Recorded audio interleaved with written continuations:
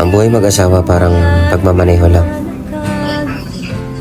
Hindi lang pwedeng ikaw na lalaki ang palaging driver. Minsan may mga time na kailangan mo ring turuan ang asawa mo para magmaneho. Kasi di naman tayo forever malakas. Oo, lalaki ka.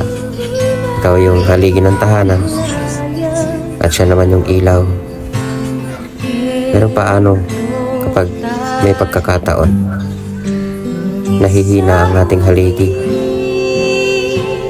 Kaya dapat habang maaga pa, turuan natin na maging driver ang ating mga misis.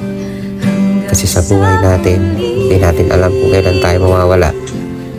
Mas maganda na yung handa sila sa mga bagay na nituro natin sa kanila.